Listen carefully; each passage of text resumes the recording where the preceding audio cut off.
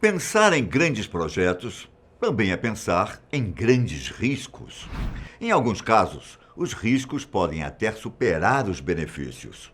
Ao longo da história, devido a grandes acontecimentos, algumas imensas construções acabaram sendo abandonadas e hoje se tornaram paisagens incríveis, algumas delas dignas de cenários de filmes de terror. Meu nome é Ivan Lima e vim mostrar para vocês alguns dos lugares abandonados mais ambiciosos de todos os tempos. Mas antes de eu ir direto ao assunto, que tal você se inscrever no canal, hein? Isso nos incentiva a trazer conteúdos cada vez mais legais para vocês. Bom, todos vocês devem saber das maluquices que a União Soviética fez no passado, certo?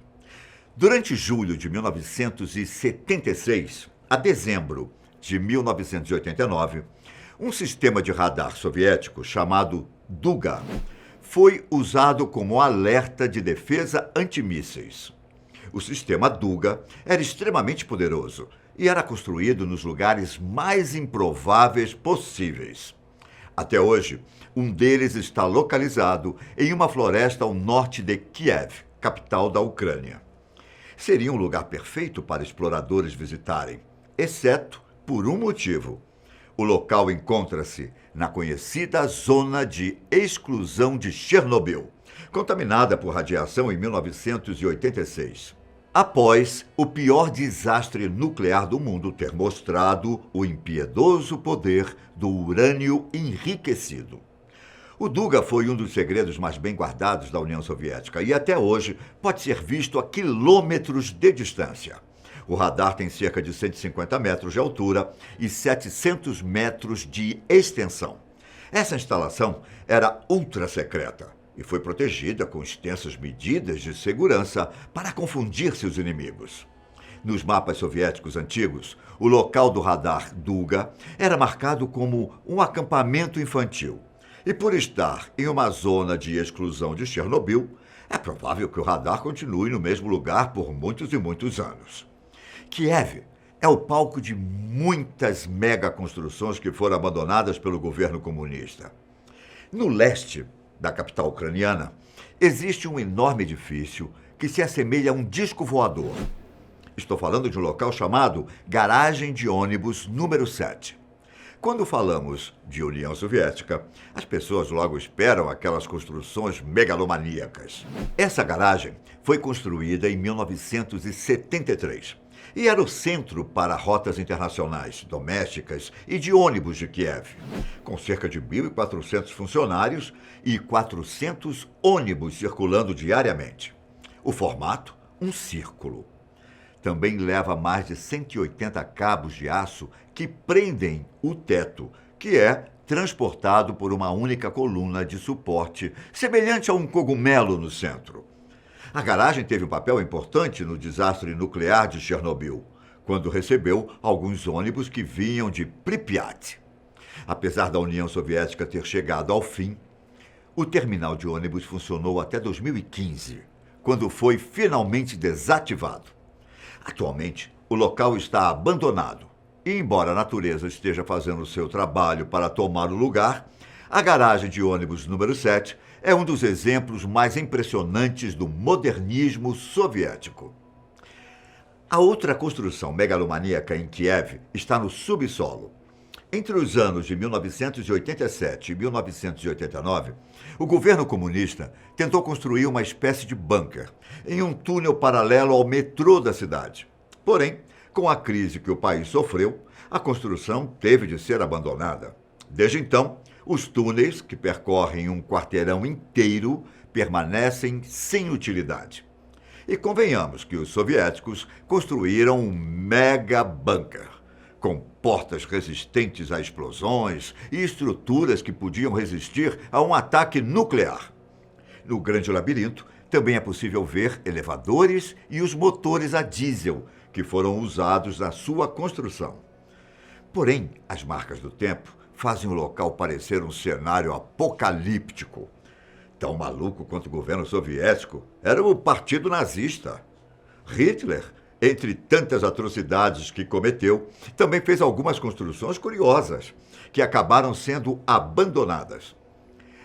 Há alguns anos, pesquisadores poloneses descobriram uma cidade subterrânea que os nazistas planejaram para viver por anos, em caso de derrota.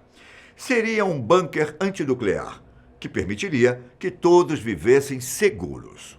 O bunker, que era chamado de Projeto Reese, foi construído em uma área de 35 quilômetros quadrados e tem capacidade para 20 mil pessoas.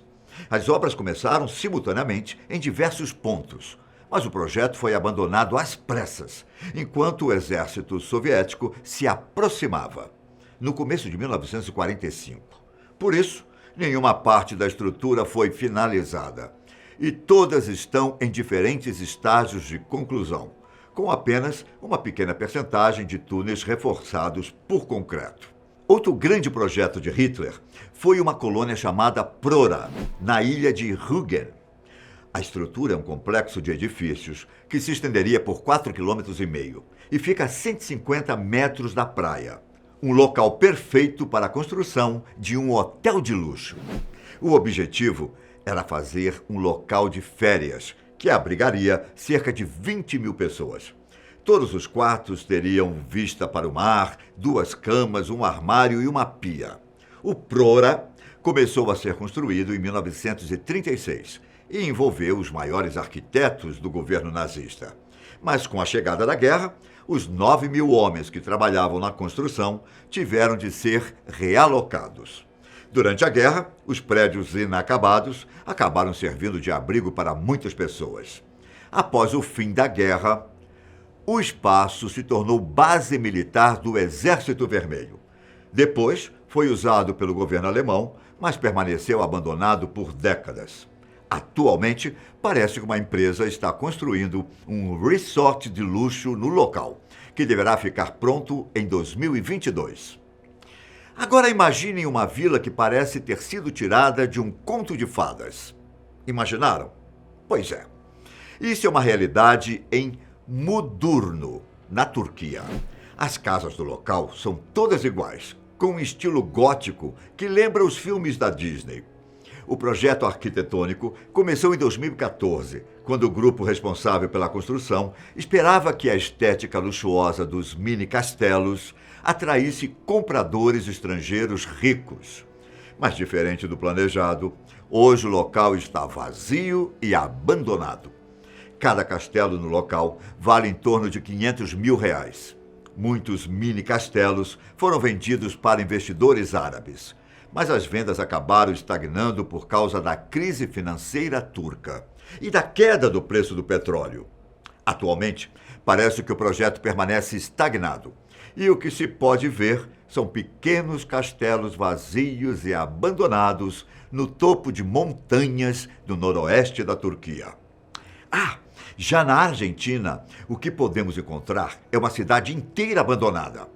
Localizada em uma área rural ao sul de Buenos Aires, Epecuén era uma cidade-estância turística, onde milhares de turistas se reuniam para relaxar em spas e balneários de água salgada.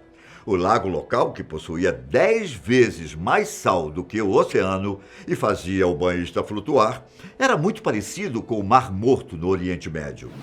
Mas em 1985, depois de uma série de tempestades, o lago acabou se transformando e inundando as ruas do lugar.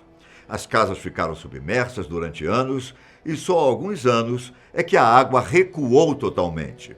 Apesar de não ter sido reconstruída, a cidade continua chamando a atenção de turistas.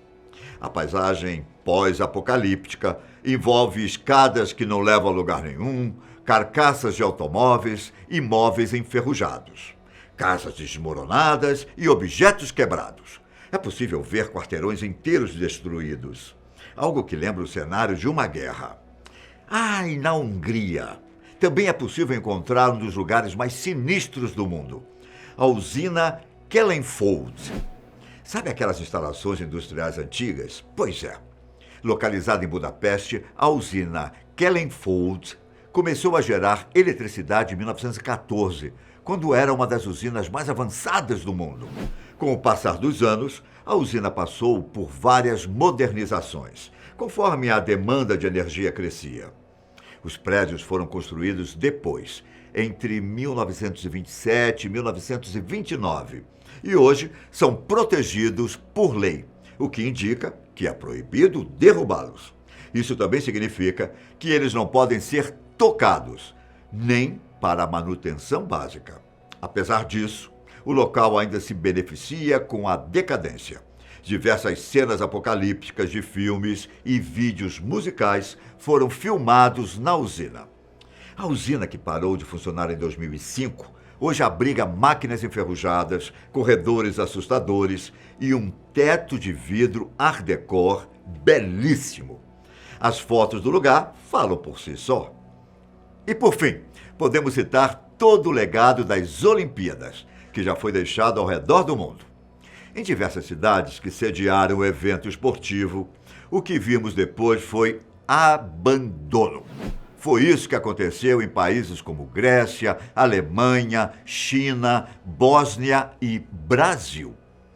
Barcelona, sede dos Jogos de 1992, e Londres, que sediou os Jogos em 2012, são algumas das cidades que conseguiram usar os locais após os Jogos.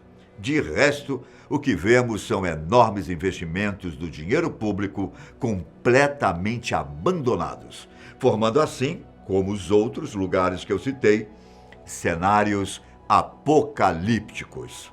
Essas foram algumas das maiores construções abandonadas ao redor do mundo. Nos vemos no próximo vídeo. Até a próxima. Tchau.